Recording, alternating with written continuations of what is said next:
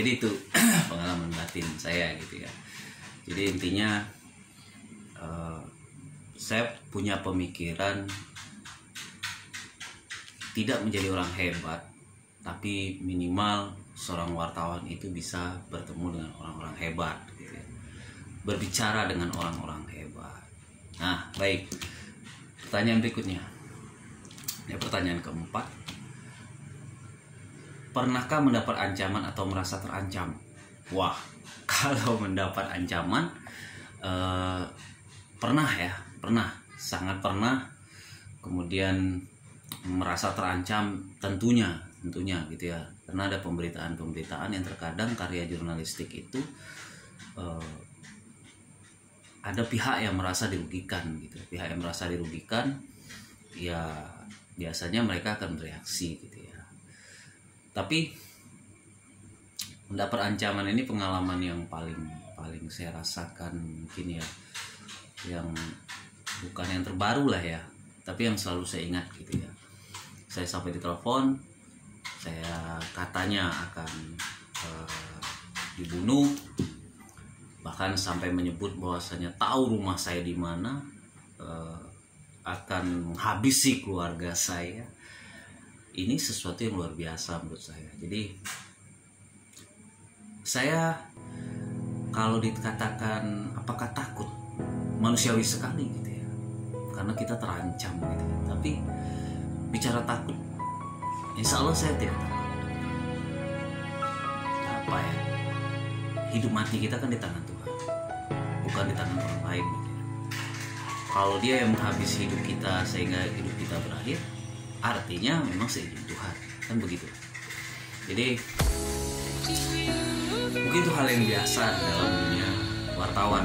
Dan saya juga meyakini banyak rekan-rekan yang mengalami hal yang sama, hal yang seperti itu.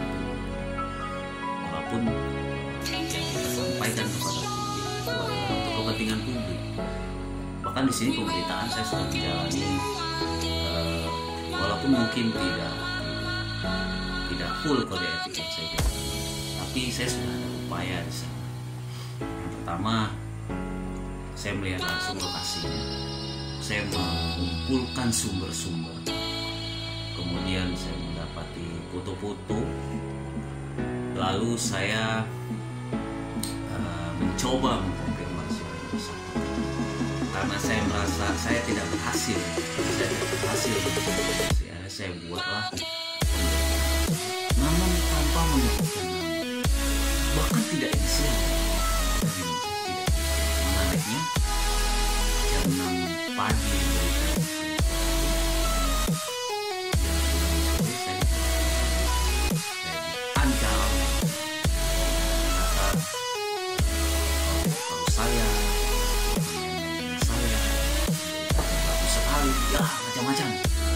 macam-macam sekali. Tapi saya tidak dengar, karena yang saya punya prinsip adalah kalau dia bermasalah dengan saya, tidak pusing-pusing permasalahan saya. Siapa saja keluarga saya tidak perlulah. Ya kalau merasa benar, kalau merasa salah tidak perlu memberikan ancaman. Salah ya salah, kan gitu ya. Salah ya salah. Kami ini apalah, wartawan itu hanyalah manusia biasa. Kami tidak ada modal apa-apa. Kami tidak punya senjata apa-apa. Kami cuma punya apa yang ada di pikiran, kami keluarkan dalam tulisan. Tapi itu menjadi hal yang tidak pernah bisa saya lupa. Bukan saya dendam ya, tapi saya ingat saja pengalaman luar biasa bagi saya.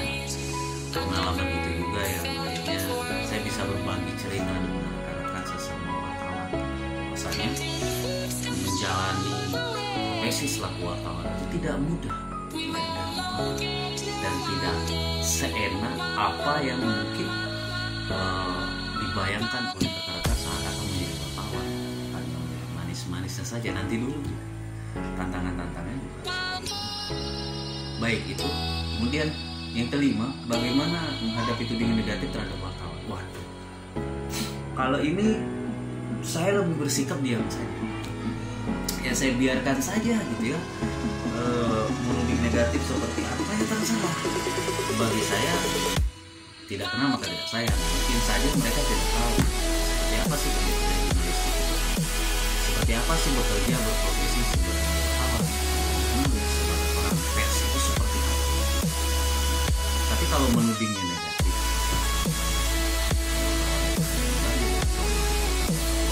menurut saya itu salah besar. Atau wartawan itu hanya merongrong saja, atau wartawan itu segala macam lah, itu terserah lah ya. Tapi itu salah besar. Kita pakai analogi saja.